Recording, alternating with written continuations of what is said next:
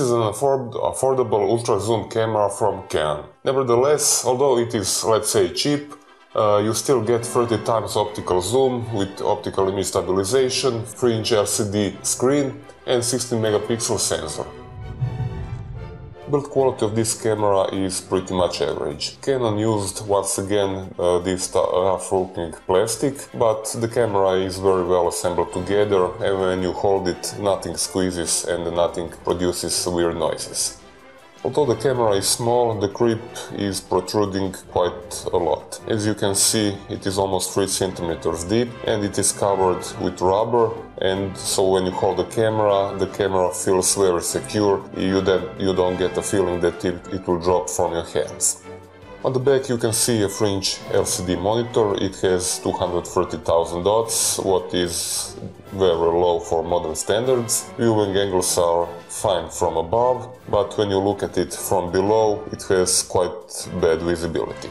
On the right side you can see USB connector. This is the only connector on this camera. There is no HDMI output. And on the bottom side there is tripod mount and lithium battery and memory card. Still, this is a very small camera, and if you have large hands, mine are just about average, you will feel this is too small and you will probably want to have something bigger like Canon SX400 IS. The battery is strong enough for around 200 shots out of a single charge and is charged with supplied external charger.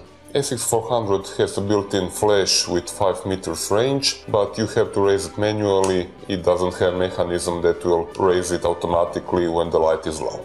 Using this camera is very easy. Basically you only get pure automatic exposure mode, in which the camera does everything by itself, and you can also select program mode, in which you get limited controls over some manual settings. For example, you can adjust ISO, white balance, light metering, and so on. There is no option to adjust shutter, aperture, or manual focus. Still, you can manually set macro focus, normal, and infinity focus, what is very good if you shoot, for example, landscapes in low light.